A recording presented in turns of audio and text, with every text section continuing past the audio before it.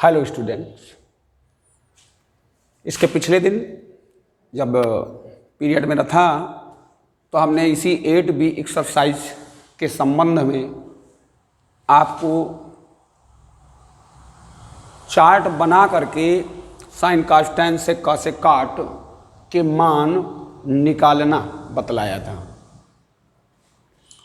और ये भी बतलाया था कि वही मान आपको रखने हैं, क्वेश्चन सॉल्व करने हैं। यदि आपने कुछ प्रयास किए होंगे तो संभवतः कुछ तो क्वेश्चंस आप सॉल्व कर चुके होंगे, यदि घर में थोड़ी भी मेहनत आपने की होगी तो। और 8B एक्सरसाइज मैंने पहले ही आपको बतलाया था कि मान तैयार करवाने के बाद आपको एक्सरसाइज हम पढ़ाएंगे।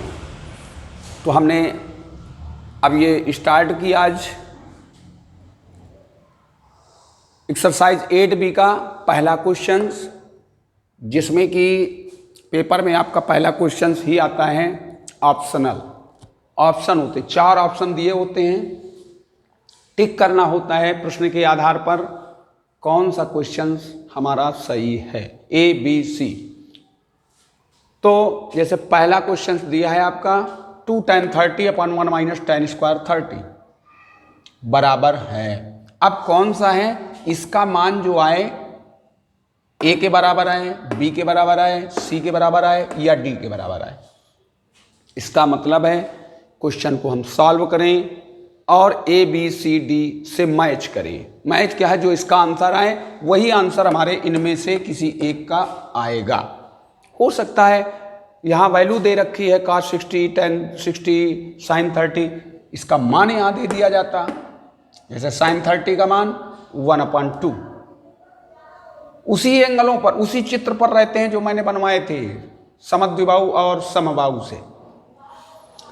tan 30 छोटा सा बनाकर एकदम देखा कि 30 के सामने की हमारी भुजा 1 थी और 30 के सामने वाली को लंब कहते हैं, तो साइन होता है लंब बटे कर्ण, कर्ण 2 था तो 1/2 होगा। इसीलिए हमने तुरंत बता दिया कि sin 30 का 1/2 को रटने की आवश्यकता नहीं है कि रटते हैं, बस वहाँ दिमाग रखो अपने चित्रों पे। तो इसी आधार पर देखा हमने 2 tan 30 minus upon 1 minus tan square 30, इसका मान निकाला। 2 tan 30 का मान 1/√3 अपॉन 1 माइनस tan स्क्वायर 30 है तो tan 30 का मान रखकर स्क्वायर कर देंगे। tan 30 का 1/√3 हमने भी स्क्वायर कर दिया। इसी को हल करते चले जाएंगे, आगे बढ़ाया हमने 2 का मल्टीप्लाई तो 2/√3, इधर 1/1 कर लिया माइनस 1/√3 का होल स्क्वायर, तो 1 का स्क्वायर 1, √3 का स्क्वायर 3। इसको तो जब हम एलसीएम लेंगे तभी तो हल कर पाएंगे, क्योंकि दो भिन्नों का घटाना है, दो भिन्न संख्याएं हैं उनका आपस में घटाना है, तो हम एलसीएम लेकर ही सॉल्व कर पाएंगे। तो इसको सॉल्व करते हैं, आगे आते हैं। तो ये तो 2/3 आ गया हमारा, इसमें एलसीएम कितना मिला 3, तो 3 - 1 होना चाहिए, 3 - 1 सॉल्व किया, घटा दिया तो 2/√3 और 2/3 घटाकर 2/3। इसके बाद जब भिन्न के बटे भिन्न होता है, देखिए 2/√3 अपॉन 2/√3, तो बार बार का गुणा अंदर अंदर का, तो 2 × 2 = 6 और ये 2√3, क्योंकि रूट के अंदर वाली संख्या का हम कन्फर्म संख्या से मल्टीप्लाई नहीं कराते, तो बस बाहर ही रहेगी, वो मल्टीप्लाई में रहेगी, बाहर ही रहेगी, अंदर नहीं होगा कि 3 दूनी 6 नहीं लिख सकते रूट में, 2√3। अब 2 से 6 को हमने डिवाइड कर दिया, भाग दे दिया, 2 × 3 = 6, 3/√3। 3/√3 ये भी आंसर आप नोट कर सकते हैं, लेकिन रूट की संख्या नीचे कभी नहीं रखते, इसलिए इसके 2 तरीके होते हैं। तरीके तो सब अलग अलग होते हैं, कैसे हम सॉल्व करें, चाहे तो ऊपर और नीचे √3 का गुणा करा दें, तो √3 यहाँ 3 हो जाएगा, तो 3 से 3 कट हो जाएगा, तो आंसर बचेगा √3। अगर ऐसा नहीं कराते तो 3 का मान क्या होता है, √3 × √3 वही 3 होता है। तो देखिए 3 को हम जो है वही लिख रहे हैं, √3 × √3 अब अपॉन √3, तो √3 से √3 कट गया, आपका आया √3। और √3 किसकी वैल्यू होती है, हमने ध्यान दिया tan 60 की, tan 60 की वैल्यू √3 होती है, तो ये tan 60 हुआ। हमें कौन सा ऑप्शन मिला, C। इसका मतलब जो ये प्रश्न दिया है इसका मान किसके बराबर है, C के बराबर है, तो आंसर हमारा आया C, करेक्ट। तो इस प्रकार से हम ऑप्शनल क्वेश्चन जो भी हमारे 5-6 क्वेश्चंस दिए हैं उनको सब इसी के रूप में हल करेंगे और चेक करेंगे। ठीक है, तो इस प्रकार से 4-5 क्वेश्चन ये आपके दिए हैं वो हो जाएंगे। चौथा क्वेश्चन देखिए आकर के, चौथे में क्या दिया हुआ है? फर्स्ट में 2 tan square 45 plus cos square 30 minus sin square 60। बस मान रखना, केवल मान रखना है जो आपने टेबल से कंप्लीट किए हैं। तो 2 tan 45 की वैल्यू 1, tan 45 की वैल्यू 1, लेकिन tan स्क्वायर था तो हमने 1 का स्क्वायर कर दिया, प्लस cos 30 की वैल्यू √3/2 स्क्वायर है, हमने भी स्क्वायर कर दिया, माइनस sin 60 की वैल्यू √3/2, इधर भी स्क्वायर था हमने भी स्क्वायर, 2 इंटू 1 का स्क्वायर करोगे तो 1 आएगा, प्लस √3/2 तो √3 का स्क्वायर 3/2 का स्क्वायर 4 माइनस √3 का स्क्वायर 3, 2 का स्क्वायर 4। ये देखिए प्लस में मिल रहा है 3/4, माइनस में 3/4 तो कट जाएंगे। बचेगा क्या आपके पास? 2 इंटू 1, 2 इंटू 1 2 का गुणा 1 में कराओगे क्या आएगा? 2। इस आधार पर 2 आंसर आया हमारा।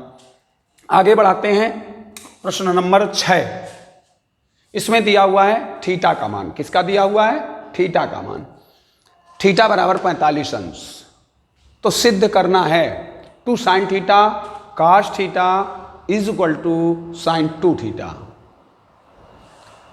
तो थीटा का मान दिया है तो थीटा की जगह पर रख दिया जाए और दोनों का मान निकाल लें, चूंकि अब हमारा ये लेफ्ट हैंड साइड भी बनना है और राइट हैंड साइड भी बनना है। तो 2 sin theta cos theta is equal to sin 2 theta. Theta की जगह वैल्यू हम क्या रखेंगे? 45 डिग्री। तो 2 into sin 45 into cos 45 is equal to sin 2 into, देखिए 2 थीटा था तो 2 इंटू थीटा 45 को मल्टीप्लाई कराया, ये sin 90 बन गया। इधर वैल्यू रखते हैं 2 sin 45 की वैल्यू 1/√2, sin cos 45 की वैल्यू 1/√2 इक्वल टू sin 90। इधर हम गुणा कराते हैं तो 2 के अपान 1 कर लेते हैं, जिस भिन्न संख्या में अपान 1 नहीं है कर लेते हैं। अंश अंश का गुणा होगा हर हर का, तो ऊपर तो 2 आया, √2 का √2 में गुणा कराएंगे तो 2 आ जाएगा, इक्वल टू sin 90 का मान होता है 1। 2 से 2 का भाग दिया तो ये आया 1। हमारा लेफ्ट हैंड भी 1 आया और राइट हैंड भी 1 आया। जब लेफ्ट और राइट दोनों बराबर हो गए तो हमारा सिद्ध हो गया, क्योंकि सिद्ध तो यही करना था, दायां पक्ष बराबर बायां पक्ष, तो दायां पक्ष और बराबर बायां पक्ष सिद्ध हो गया। तो proved that left hand side is equal to right hand side. अगला क्वेश्चन 9वां है, 9वें का सेकेंड। 9वें में 2 हैं, फर्स्ट 2 डिजिट का है, 2 संख्याओं का ही है तो वो साधारण है बिल्कुल। हमने 3 डिजिट का ले लिया, 3 मान है इसमें। सेकेंड कर रहे हैं, 9वें का सेकेंड, sin 30 अंश sin 60 डिग्री sin 45 डिग्री। बस मान रखने हैं आपको, वैल्यू पुटअप करनी। sin 30 1/2 into sin 60 √3/2 into sin 45 1/√2। फिर मैंने वही बताया, अंश का अंश में तो √3, हर का हर में, 2 दूनी 4 √2। ठीक, आपका यही आंसर है। चाहें तो 1/4, चूंकि इसको हम 1√3 कहेंगे तो 1/4 बाहर कर लें, और रूट में ये दोनों है तो रूट के अंदर लिख सकते हैं 3/2, तो 1/4 √3/2। ये आपका इसका आंसर आ गया। 9 ही सवाल हैं आपको, लगभग 4 हमने बता दिए, 6-7 और बचेंगे इसमें, चूँकि फर्स्ट सेकेंड कुछ ऑप्शन हैं। तो इस प्रकार से ये प्रश्नावली आपको पूरी कंप्लीट करनी है और इसे फेयर भी करनी है। इसमें जो भी क्वेश्चन अगर 1-2 ना आए आप पूछ सकते हैं, वरना स्कूल जब खुलेगा, पहले ही बताया गया, आप कई बार उसी को रिपीट करते हैं बार बार, ताकि आप भ्रम में न रहें। तो सिलेबस लेके चलें, वरना आप आगे फिर प्रॉब्लम होगी, क्योंकि ये जितने सवाल हम समझा के पढ़ा रहे हैं ये आपको समझना चाहिए, प्रयास करना चाहिए। अगर इतना पूरा होगा तो सिलेबस कम रह जाएगा, कम समय मिलेगा, आपका कंप्लीट हो जाएगा। तो इसलिए 8B केवल 9 सवाल हैं, तो एक ही दिन में ये प्रश्नावली आपकी समाप्त हो गई, क्योंकि 4 सवाल हमने 9 में से बता दिया आपको।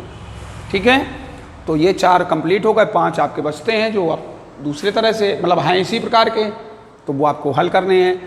अगले दिन आपको 8C प्रश्नावली पढ़ाएंगे। ठीक है बच्चों।